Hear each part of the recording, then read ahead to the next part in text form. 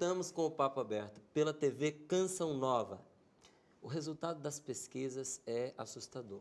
Em 2015, aproximadamente, 20 milhões de pessoas morrerão em decorrência de doenças cardiovasculares. O descuido, gente, com a própria saúde mata 400 mil brasileiros todos os anos. Com a prevenção, o país economizaria cerca de 11 bilhões em gastos anualmente em consultas, internações e cirurgias. Como podemos modificar essa estatística? Então, seja bem-vindo, Dr. Luciano Januzzi Carneiro, é isso mesmo? Exato. Januzzi, de onde que vem esse nome? De uma cidadezinha no sul da Itália chamada Lago Negro, que fica na Basilicata. Bem-vindo, viu, doutor? Ainda mais Obrigado. para falar de um tema assim necessário, né? Como é a prevenção nos cuidados com o coração. Como é que a gente pode modificar essa situação que eu acabei de apresentar, doutor? É uma situação que vai se tornando pior ao longo do tempo, infelizmente. Depois de praticar cardiologia durante algum tempo, a gente percebe, e de acordo com as evidências científicas que estão disponíveis, que o melhor remédio nesse caso para se modificar esse quadro atual das doenças cardiovasculares, né, é a prevenção. A prevenção. Então, a prevenção de longo prazo e a conscientização de informação. Então, procurar informação confiável, procurar informação médica, orientação sobre como iniciar uma vida na qual você já tome atitudes preventivas para a doença cardiovascular. Quando o senhor fala de prevenção de longo prazo, nós estamos falando do quê? Alimentação? Tudo. Prática esportiva? Eu costumo dizer para os meus pacientes que quando você tem uma doença cardíaca, uma doença cardiovascular, um problema, nesse caso específico, o que você tem é uma soma de 3 fatores. A doença cardíaca, de uma maneira geral, você pode resumir em o que você faz, o que você é e o que você come. Porque o que você é está na sua carga genética. Você pode ter predisposição a certas doenças que vêm de maneira hereditária, vêm da família. O que você faz com o seu organismo. Então, se você pratica uma atividade física, se você tem horários regulares, não passa nervoso, não é uma pessoa estressada, controla o seu dia a dia, se você não maltrata o teu organismo com hábitos como fumar, infelizmente o tabagismo é muito determinante de doença cardiovascular, excesso se você de álcool, pratica exercício físico, se você não bebe, e o que você come, porque comer é necessário. Agora, se você não toma cuidados no tipo de alimentação e você consome certos tipos de nutrientes em excesso ou falta o consumo de alguns outros, você ainda pode é sedentário, facilitar. Né? Exatamente. Então, é uma soma dessas 3 coisas. Como é que funciona o nosso coração, doutor? Então, o coração é um músculo, é uma bomba. Eu costumo dizer que é a bomba hidráulica mais eficaz que existe, porque ela consome pouca energia, transforma essa pouca energia em energia mecânica de uma maneira com aproveitamento de mais de 90%, e não para, desde que você é um aglomerado de células com menos de 3 semanas na barriga da sua mãe até o dia em que você morre. Então, o coração é a bomba hidráulica que mantém o sangue circulando, porque é o sangue com os glóbulos vermelhos carregados de oxigênio que nutrem todas as células e mantém o teu organismo vivo funcionando. Quem mantém esse sangue circulando para a célula pegar o oxigênio, depois devolve ela vazia, ela vai lá para o pulmão, carrega de oxigênio de novo e tem que voltar. É um ciclo, quem mantém isso é o coração. Né? E é um músculo, ele é um tipo de músculo especializado, tem algumas características próprias, que precisa ser mantido por esses hábitos saudáveis e evitar que ele fique doente, porque cada vez que o coração fica doente, já que é ele que bombeia o sangue, o organismo todo sente de alguma maneira. O senhor falou da gente cuidar do coração numa prevenção já a longo prazo, não é? Mas a gente também tem aquelas prevenções mais imediatas, tais como o check-up, não é? Qual é a importância do check-up cardíaco? É realmente importante? Quando a pessoa deve começar a ter atenção em fazer esse check-up? Todo mundo precisa fazer? Como é que é? É assim, antigamente se entendia por check-up, o check-up médico, check-up cardíaco, o sujeito se internava no hospital e fazia uma bateria de exames que no fim das contas era cercar o frango para ver se você deixa que ele vá para algum lugar ou não. Você não sabia nem o que você estava procurando. A medicina evoluiu demais ultimamente, hoje com as evidências científicas. Existem sim, o check-up é uma soma de atitudes preventivas com orientação médica e com a realização de certos exames que podem te oferecer evidências e resultados de não só se você já tem alguma doença em curso que não tenha sintomas ainda, o que existe, é frequente, como se você tem uma chance de desenvolver algum problema ou ainda um sinal de que você está maltratando o teu organismo. Pode ficar doente, mas ainda está em tempo de recuperar. Certo. Então, de maneira ideal, todo adulto com 20 anos de idade, a partir dos 20 anos, deveria pelo menos fazer um eletrocardiograma e dosar as taxas de colesterol no sangue. De quanto em quanto tempo? Vai variar bastante de acordo com a prática de cada um, mas o consenso entre as sociedades de cardiologia é que, geralmente, se a pessoa tem, a partir dos 20 anos, dos 20 aos 40, não precisa ser mais do que 3 anos, 2 anos de intervalo, desde que ela não tenha histórico familiar de doença cardíaca, evidente, desde que ela não tenha história familiar de alteração de exames de colesterol e, mais importante, se ela for uma pessoa saudável e não tiver sintoma algum. Me perguntam, doutor, o que eu tenho que sentir para ir no médico? Você tem que, se você não está se sentindo bem, vá ao médico. É a melhor orientação. É preferível ouvir do médico que você não tem nada do que ficar achando que você não tem nada e quando vai ao médico você ouve que não tem nada para fazer. Então, essa é boa. Eu acho que a prevenção é sempre boa, né? Melhor. Com certeza. Então, se a pessoa está com um desconforto já há algum tempo, não é? Mesmo que não seja assim em si uma dor, mas ela não está se sentindo bem consigo mesma, no seu corpo, a melhor coisa, melhor recurso no momento é já procurar um médico. Sim, sem dúvida. Né? No check-up, que tipos de exames são solicitados? São diversos exames que procuram ver como anda a função do coração e como é que anda a repercussão da função do coração no resto do organismo. Então, tem algumas coisas que são fundamentais. O exame de sangue, além das taxas de colesterol, ele pode verificar uma série de outras coisas, dependendo de cada paciente, né? Sempre vai ter as pequenas nuances individuais de pessoa para pessoa e o médico vai saber qual é o melhor exame. Mas, geralmente, a dosagem do colesterol acaba sendo a rotina e o hemograma do exame de sangue. O eletrocardiograma. O eletrocardiograma é um exame muito bom. Né? Ele é um traçado gráfico no papel da atividade elétrica do ritmo cardíaco. E tem mais algumas coisas que dá para se detectar pelo eletrocardiograma. Então, de maneira ideal, todos os pacientes devem fazer um eletrocardiograma, exame de sangue, e um raio-x do tórax. O raio-x do tórax é uma imagem do coração, dos principais vasos do coração, os grandes vasos, principalmente a aorta, que é como se fosse o tronco da árvore, da onde vão partir os galhos, os demais ramos arteriais que vão abastecer o organismo com sangue oxigenado. Então, o coração, aquela noção popular de que um coração grande é um coração doente, é verdade. Pode ter várias situações que levam o coração a ficar grande. A aorta também pode se dilatar, ela é um tubo, ela é um vaso sanguíneo, mas ela tem um diâmetro certo, uma maneira que a gente espera que ela apareça na radiografia de tórax. Então, o simples fato de você analisar uma radiografia do tórax te dá uma boa ideia do coração, da aorta, né? E já te pauta também se você precisa de outros exames. Aí você vai entrando numa série de exames mais específicos, exames cardiológicos que vão depender de cada paciente conforme a necessidade. Então, tem o ecocardiograma. O ecocardiograma bidimensional, o eco-color Doppler cardiograma, é essencialmente um ultrassom. Um aparelho de ultrassom, igual aquele que a gestante faz, um aparelhinho que faz passando no tórax e ele enxerga o coração batendo. E pode variar o que você procura ali, mas fundamentalmente se o coração bate de maneira saudável, se o batimento é simétrico, se as 4 válvulas que regulam a direção do fluxo do sangue estão com algum problema, existem doenças das válvulas, né? E se ele teve um infarto, se a pessoa está se recuperando bem desse infarto. Né? Tem outros exames também, tem o exame de... Aí você vai ficando cada vez mais específico, né? O teste ergométrico. Teste ergométrico, de maneira ideal, todo paciente que vai fazer uma avaliação cardiológica, especificamente aqueles que têm um passado familiar de cardiopatia, ou aquele que tem um familiar que tem um colesterol alto, ainda que ele não tenha doença nenhuma, ou aquela pessoa que não tem nada, mas ela deseja praticar atividade física. É um exame muito bom, que é um exame funcional e que detecta 3 coisas ao mesmo tempo.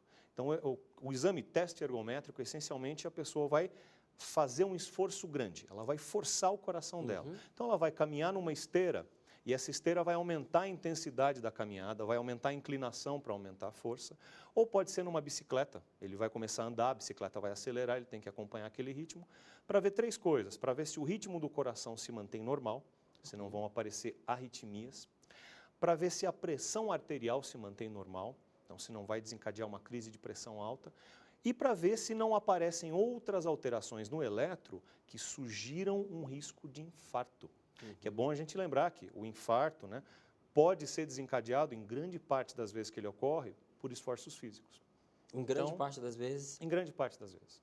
Então, o teste ergométrico naquela pessoa, de maneira preventiva ou com a indicação do cardiologista, é um exame que oferece bastante dados.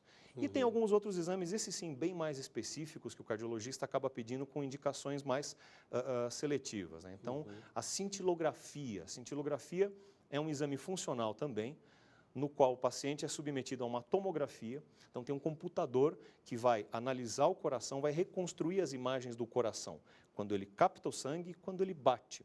E ele vai analisar essas imagens através de um contraste que é injetado na veia. Ele tem uma substância radioativa muito fraca e muito instável, então ela só é radiativa durante alguns minutos. Depois ela perde a radioatividade e não faz mal para o organismo, né? Mas o aparelho de tomografia capta quando ele chega no coração, esse contraste radioativo. Então, ele vê exatamente se o coração está recebendo o sangue por igual para poder bater de maneira saudável.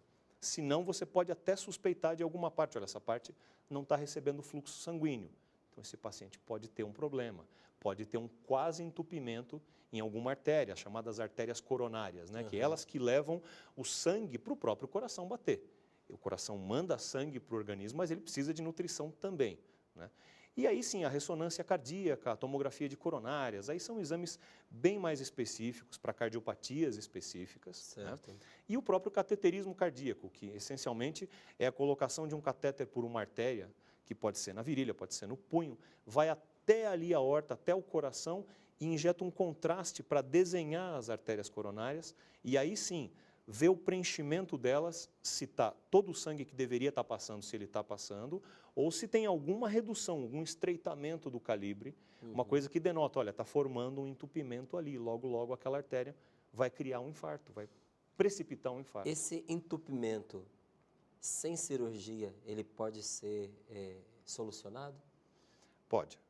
Existem, a gente volta a bater na tecla, né? A melhor maneira de tratar uma coisa dessa é impedir que ela apareça. Certo. Essa é a melhor maneira. Depois que ela apareceu, existem 3 maneiras de se tratar. Então, quando é o caso de ser uma doença cardíaca, uma doença coronariana, ou a pessoa vai tomar medicamentos que vão controlar o desenvolvimento e a progressão daquela lesão. A lesão se chama placa, né? O pessoal fala, tem uma placa na coronária, que forma uma placa de obstrução que restringe o fluxo do sangue. Aquilo é gordura. Aquilo, exatamente, é acúmulo de colesterol, mais uma reação do organismo em tentar impedir que aquele colesterol grude na artéria, no fim das contas ele acaba piorando, porque acaba formando uma carapaça, por isso placa. Então, dependendo do estágio de evolução, mais ou menos entupimento, o uso de medicamentos freia aquilo e melhora a situação do paciente. A partir de um certo momento, precisa de uma intervenção. Retrair não acontece. Não volta. Então, é o que o senhor falou. É cuidar antes, porque depois que você percebe que a sua artéria está obstruída, você vai controlar, mas resolver sem intervenção cirúrgica não vai. Aí é que está, sem uma intervenção, que pode ser cirúrgica ou não. Então, quando passa da fase do medicamento, precisa ser ou a angioplastia, que é o mesmo cateterismo, que vai introduzir um dispositivo que é o stent, o pessoal chama da molinha. É muito semelhante a uma mola daquelas que a gente vê em caneta, porque é daquele tamanhinho, é pequenininho. E aí o hemodinamicista, que é o especialista do cateterismo, vai até a artéria, abre ali um balão, dentro desse balão ele arma o stent mantém a artéria aberta.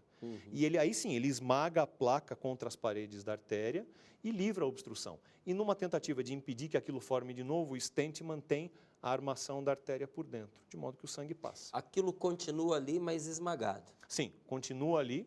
Aí os stents hoje são feitos de materiais diversos, enfim, existe um tratamento de um tipo de medicação para que impeça, em alguns tipos deles, para que impeça a formação de novas placas, mas você cai novamente no uso de medicações e prevenção para que apareça de novo. Com certeza. E quando as obstruções são muito graves e o risco de uma intervenção percutânea, de uma angioplastia, é alto, não tem jeito, o paciente vai para a cirurgia de coronária, que é a tão famosa ponte de safena, a revascularização do miocárdio, que hoje em dia nem é mais só de safena. Hoje em dia, mais de 90% dos pacientes que são operados recebem uma artéria mamária, uma ponte de artéria mamária, que é uma artéria que já existe dentro do tórax, a gente opera, desvia o fluxo de sangue dela para o coração e aí sim tira a veia, que se chama veia safena da perna, para fazer as pontes de safena e levar o sangue para frente daquelas obstruções. Por isso, ponte, a gente não mexe. Justamente por serem artérias de muito risco para mexer, você não mexe no entupimento, você leva o sangue para frente dele. Essas são as modalidades de tratamento. Mas para não precisar passar por tudo isso, é bem mais legal prevenir. Com certeza. Quando a pessoa está prestes a ter um infarto, ela consegue perceber isso? Tem sintomas que denunciam a chegada do infarto? Tem sintomas. É frequente aparecerem sintomas que já estão no conhecimento popular, que é o mais comum é a dor no peito. Então, eu tenho uma dor no peito, eu posso estar sofrendo um ataque cardíaco, que muitas pessoas se referem ao infarto assim, né? Está correto. Toda dor no peito é um prenúncio de infarto? Não. Mas a gente costuma dizer, numa pessoa que esteja sofrendo uma dor no peito em casa, especialmente se ela aparece de uma maneira crescente, seja súbita ou seja gradual, mas ela começa só a piorar e não melhora, é conveniente procurar um pronto-socorro, é conveniente procurar um médico. Mesmo que tenha sido uma dor forte que de repente melhorou, procure sempre o médico, não passe a dúvida. A dor no peito é o sintoma mais frequente, mas não é o único.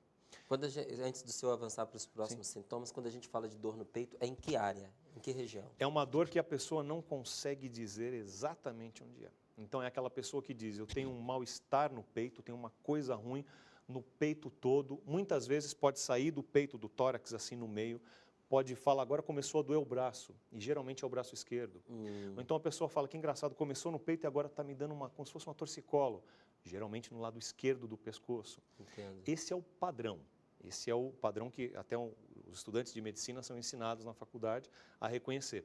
Mas existem outras manifestações. Por exemplo? Então, o paciente pode ter uma dor de estômago, uma queimação na boca do estômago violenta. Poxa, deve ter sido aquela feijoada que eu almocei, me fez mal, só que aquilo não passa. Não passa, ele começa, existem outros sintomas junto. Começa a suar frio. O coração disparou de uma maneira que a pessoa não se lembra de ter tido. Quando alguém olha para a pessoa e fala, mas você está branco, então a palidez, a pele fica fria, esses são sintomas que vêm, são sinais que vêm junto.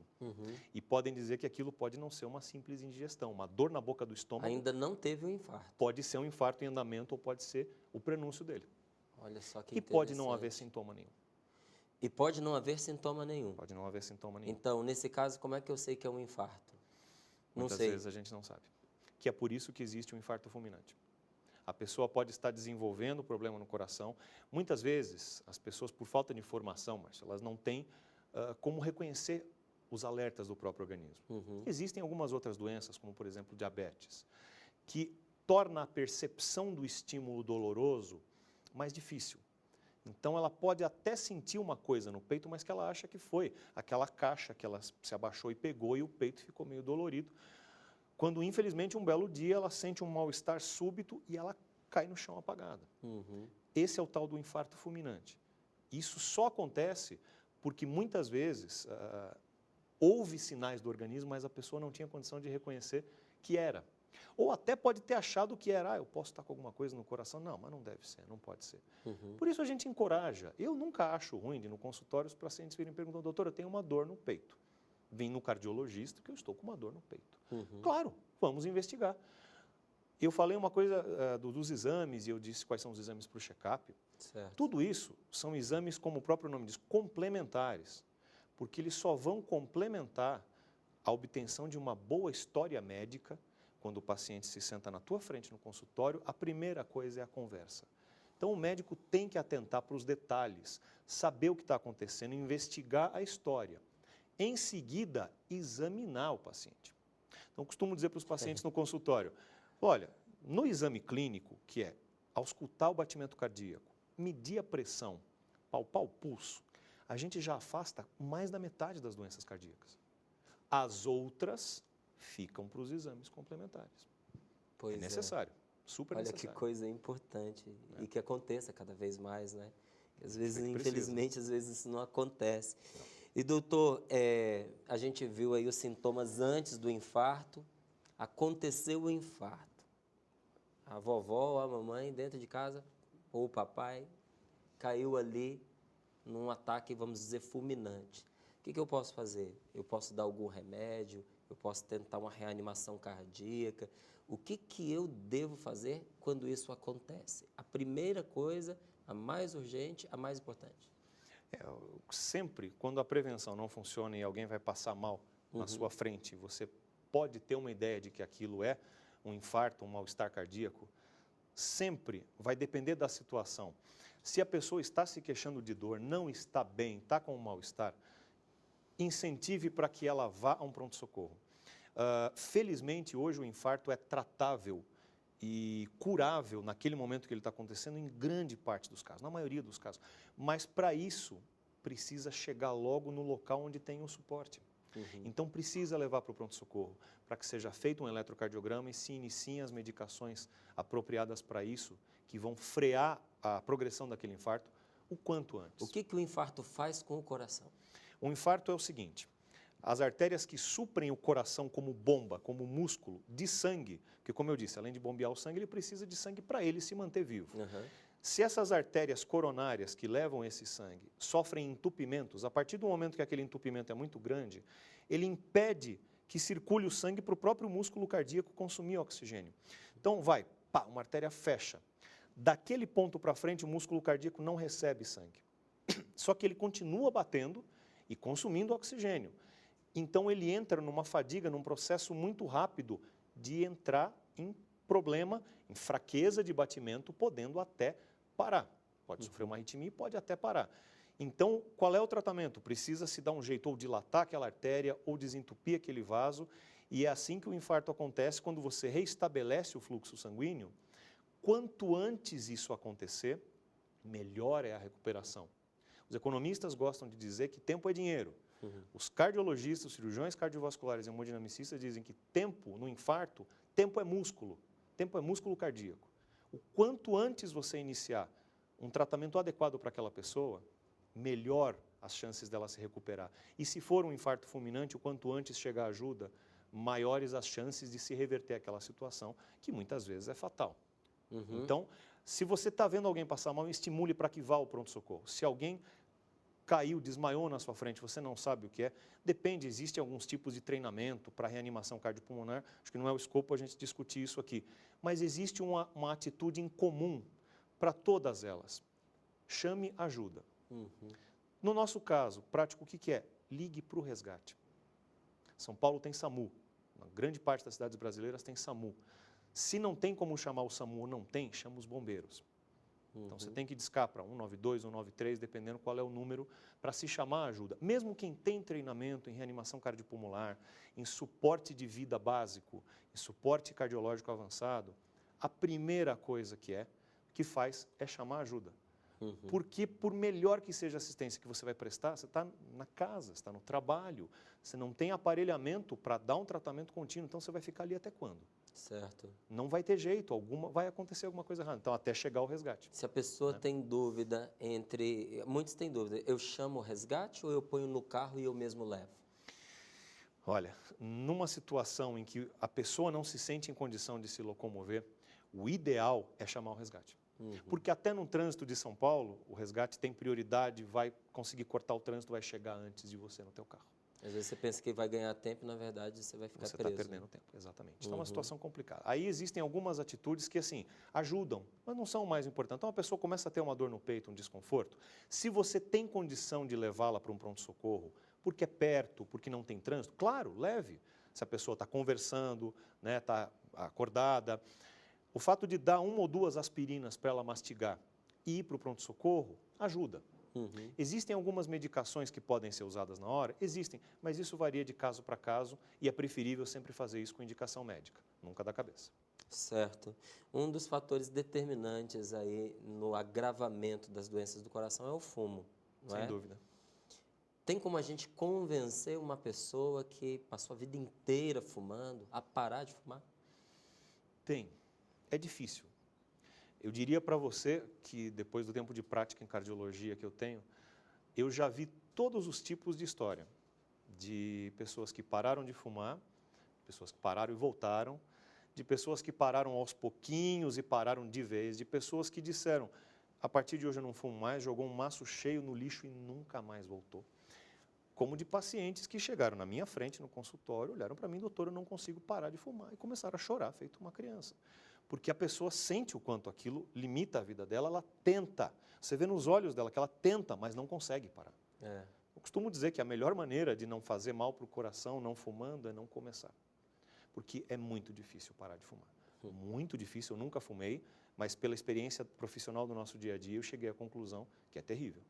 Pois é. Muito difícil. É possível, é possível. Minha mãe, ela tem o coração bastante comprometido. Minha mãe fumou o primeiro cigarro aos 7 anos de idade. E depois nunca mais parou, até que o seu coração estava parando, né? E o médico disse para ela, ou você para de fumar ou você vai morrer. Então minha mãe me ligou e disse para mim assim, estou ligando para me despedir de você, meu filho. Porque ela não via para ela uma saída. E ela tinha tentado a vida inteira parar de fumar. Mas por incrível que pareça, conseguiu. Então hoje tem aí 6 ou 7 anos que ela não põe um cigarro na boca. Mas as consequências estão aí até hoje, né? Sim. Até hoje ela carrega as marcas. Até um certo ponto na vida, você consegue, dependendo do tempo que você fumou e também da maneira como o teu organismo reage, até um certo ponto é possível o organismo consertar os danos. A partir de um certo ponto, os danos não voltam mais, mas você para de estragar. E por incrível que pareça, em alguns pacientes, especialmente no tocante à doença pulmonar e cardiovascular, você parando de fumar, você desacelera a progressão da doença, mas ela continua. Mesmo tendo parado de fumar, só que ela vai progredir mais devagar. Então o cigarro realmente é danoso, já está mais do que comprovado cientificamente, fumar faz mal, não só ao coração, como a diversos outros órgãos e provoca diversos outros tipos de doença. Gente, não dá para conversar tudo que a gente gostaria, não é? Então a gente escolhe alguns assuntos para poder trazer para a mesa, mesmo falando aqui de cuidados com o coração. Eu quero agradecer ao Dr. Luciano por esse momento de esclarecimento riquíssimo, não é? Eu acredito que ele, muito mais do que eu, deve terminar aqui nessa sensação que tem ainda muitas coisas a dizer, né? Mas por tudo o que foi dito, eu agradeço imensamente a sua presença aqui e tenho certeza que muitas pessoas estão mais atentas por causa das instruções que o senhor nos trouxe. Muito obrigado. Prazer é meu, eu que agradeço. Muito obrigado. E muito obrigado pela sua companhia em mais um programa Papo Aberto. Eu te encontro na próxima segunda-feira, viu? Um grande abraço para você e até lá.